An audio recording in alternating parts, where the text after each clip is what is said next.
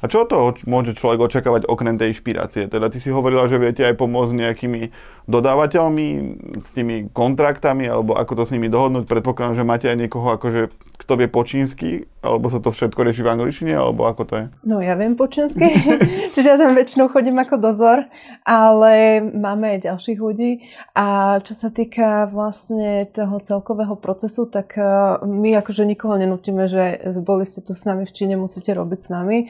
Čiže je to akože na dobrovoľnej spolupráci, ale už im vieme ponúknuť aj kontrolu tovaru. Máme vlastne v Ázii našich kontrolorov, ktorí nám chodia kontrolovať zákazky a sú to ľudia vyškolení na konkrétne komodity, čiže nie nejaký učiteľ čínskeho jazyka, ktorí sa nachádzajú v Číne a teda, že choď tam skontrolovať. Kontajner. To v žiadnom prípade, čiže sú to normálne ľudia, ktorí vedia, čiže keď robíme napríklad CNC stroje, tak oni vedia tam nastaviť aj tú prevodovku, skontrolovať operačný systém, prípadne urobiť nejaké prvé výrezy podľa súčiastky, ktorú klient poslal, čiže vieme toto a máme aj vlastnú špedičku, pretože sme boli nespokojní so službami, keď máš na ceste 5 kontajnerov, napríklad v jeden deň a nevieš, kde sú a klient ti volá, tak som sa dosť rozčúlila a to je cez COVID to bola úplná katastrofa vedieť, že čo sa kde nachádza, aj tie ceny veľmi kulminovali, čiže povedali sme si, že toto musíme robiť in-house, aby sme vedeli garantovať tú kvalitu a tým, že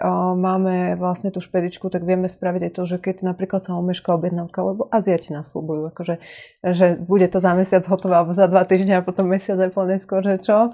A nejaké problémy s elektrikou, najmä vo Vietname, akože Čína je exaktnejšia, ale India a Vietnam to je ešte tak akože, že všetko je len orientačné, čiže vtedy vieme to hodiť na železnicu a rýchlejšie to doviesť, prípadne riešiť určitú časť letecky, čiže aby hlavne ten klient nebol bez tovaru, lebo to je najväčšia tragédia, keď si niečo objednáš a nemáš to tu. Hej. Dobre, tak verím, že sme divákom a posluchačom vysvetlili, že akým spôsobom funguje ten dovoz, akým spôsobom fungujú aj iné azijské krajiny, že nemusí to byť len o tej Číne. Ja by som vám určite odporúčal ísť na tú výstavu, ísť si to popozerať.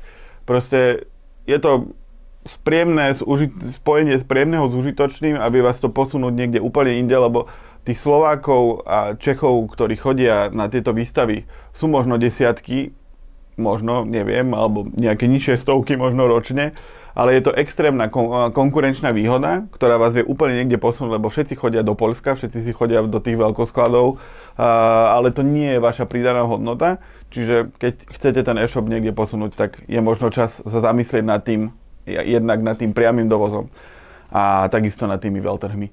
Takže ďakujem ešte raz Miške. Ďakujem. Keby ste mali akékoľvek otázky, kľudne sa na ňu obráte, prípadne infinitystandard.sk, tam všetko nájdete.